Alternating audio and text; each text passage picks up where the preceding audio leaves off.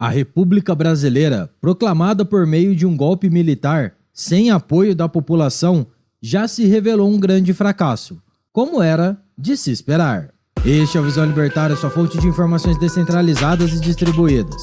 Neste dia 15 de novembro, a República Brasileira completa seus 134 aninhos de existência. E como estamos falando do Brasil, é claro que esse dia é um feriado. Certamente mais um daqueles que vai derrubar o PIB do Brasil, de acordo com a opinião do Lula. Essa é mais uma daquelas datas cívicas que nós aprendemos a respeitar e festejar naqueles antros de doutrinação estatal que conhecemos por escolas. Porém, como já somos todos grandinhos, podemos nos perguntar: será que realmente temos algo a comemorar nesse dia? Bem, já vamos chegar nesse ponto. Mas antes de prosseguirmos, recomendamos que você assista também outro vídeo do nosso canal, e que trata sobre o tema do golpe republicano, uma visão politicamente incorreta sobre a proclamação da República. O link está aqui na descrição. E não, eu não usei a palavra golpe por acaso. Afinal de contas, é cada vez mais comum ver pessoas reconhecendo que o que aconteceu em 1889 não foi nada mais do que um belo de um golpe de Estado. Para entrarmos nesse tema, vamos citar a obra literária de Eduardo Prado, ou de forma mais específica o seu livro, Fastos da Ditadura Militar no Brasil. E sim, é Fastos mesmo. Mas não, ele não escreveu essa obra logo após o golpe de 1964, até porque o escritor morreu em 1901.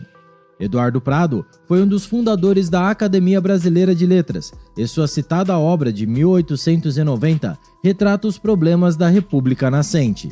E sim, já naquela época, todo mundo sabia que a proclamação da República tinha sido um golpe militar, e que o governo de Deodoro da Fonseca era uma ditadura. Prado se destacou como um dos grandes críticos do regime nascente. De acordo com sua concepção, a República Brasileira nada mais era do que um modelo copiado do modelo americano, porém com uma série de problemas. É mais ou menos como aquele meme que ainda hoje faz sucesso: pode copiar, só não faz igual. Basicamente, o que o Brasil criou a partir daí foi uma república comprada na Deep Web. É claro que a opinião do famoso escritor era muito bem embasada.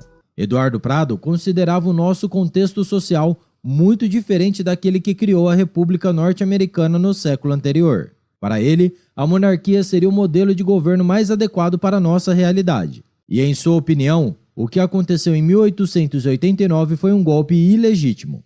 Afinal de contas, naquela época quase ninguém queria a República, principalmente entre o povão. Logo nos primeiros anos do novo regime, Eduardo Prado escreveu as suas impressões a respeito do governo militar que se instaurou comparando-o com o sistema monárquico que trazia em si um alto grau de liberdade. De acordo com suas palavras, citação: "O Brasil está nesse momento sob um regime militar. Quanto tempo durará esse regime?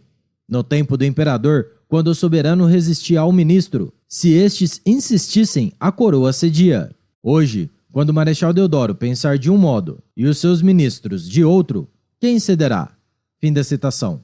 Sim, a proclamação da República foi realmente um golpe. Não há o que se discutir a esse respeito. O mais engraçado é ver muita gente que hoje chama o Bolsonaro e o Michel Temer de golpistas e que reclamam de 1964 festejando o golpe de 1889. Porém, a coisa toda já aconteceu. A monarquia foi abolida.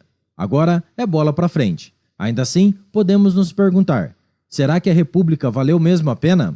O super-ministro Xandão que me perdoe, mas a verdade é que nosso sistema republicano é uma bosta. Tudo bem que a nossa monarquia também não foi grandes coisas, mas naquela época o Brasil experimentou um período de estabilidade numa época muito tensa.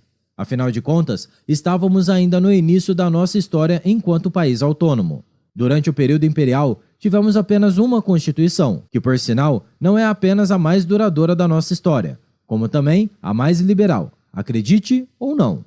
Já na República a coisa desandou com gosto. No novo regime, tivemos nada menos do que outras 6 constituições, o que dá uma média de uma constituição a cada 22 anos. Em comparação, a Carta Magna Imperial durou 67 anos. Agora, falando da República em si, por incrível que pareça, a época mais criticada pelo professor de História, a República do Café com Leite, foi a mais estável desse regime. Se considerarmos o Brasil após esse período, ou seja, de 1926 para cá, Apenas 6 presidentes eleitos nas urnas terminaram seu mandato: Eurico Gaspar Dutra, Juscelino Kubitschek, FHC, Lula, Dilma e Bolsonaro. Todos os outros foram derrubados, renunciaram, se mataram ou foram empichados.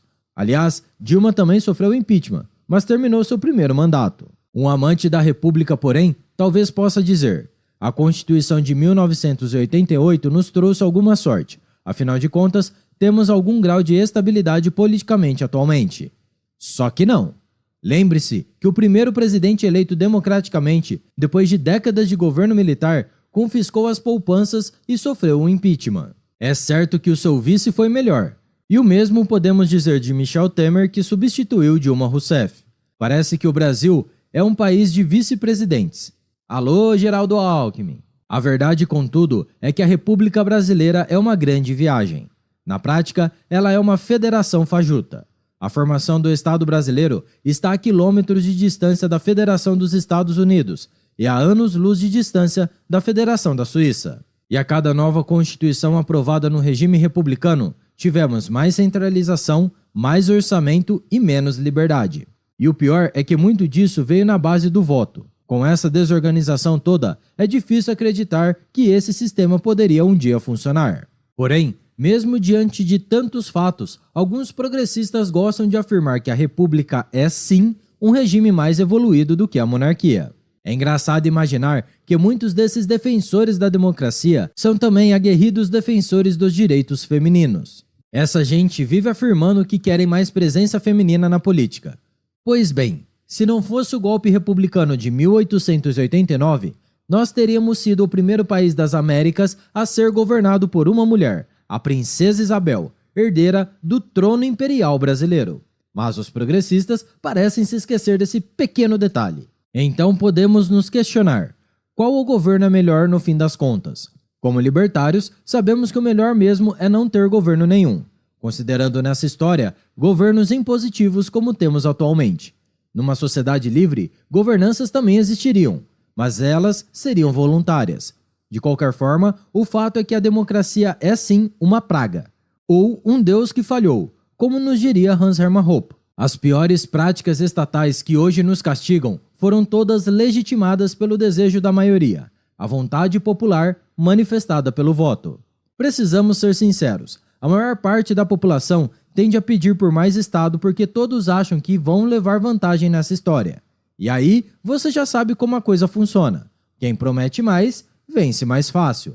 O resultado final disso é termos cada vez menos liberdade, com mais endividamento público e mais impostos. Aliás, a história da República Brasileira é a história da inflação. Ao longo das décadas, tivemos uma tonelada de moedas que foram criadas e destruídas pelos presidentes. Os antigos réis, cruzeiro, cruzeiro novo, cruzeiro de novo, cruzado, cruzado novo, cruzeiro, cruzeiro real e o real mais uma vez, para dar sorte. Desde a instituição da nossa moeda mais recente, em 1994, já vimos seu valor ser reduzido em quase 90%. Talvez esse seja mesmo o maior dos talentos dos presidentes republicanos.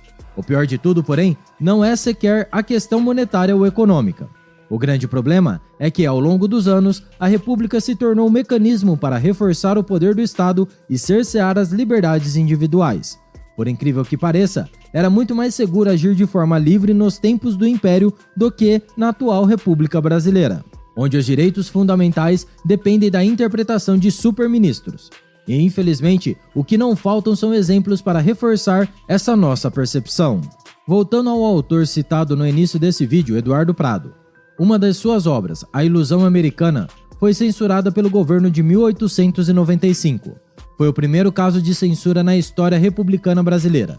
Ainda assim, o escritor pôde seguir com suas críticas ácidas ao regime em seus últimos anos de vida. Agora, compare esse caso com a atual realidade brasileira, em que indivíduos são colocados atrás das grades de forma preventiva, sem o direito à própria defesa, por determinação do excelentíssimo Calvíssimo da República. O Brasil República é um grande fracasso.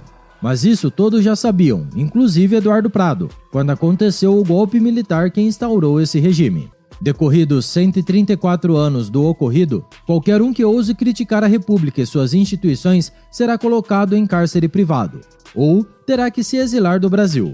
O governo do povo para o povo se tornou o governo das elites políticas contra as liberdades individuais. Olhando em retrospecto e com base em tudo o que acontece na atualidade e ao nosso redor, podemos nos questionar: será que a República do Brasil realmente deu certo?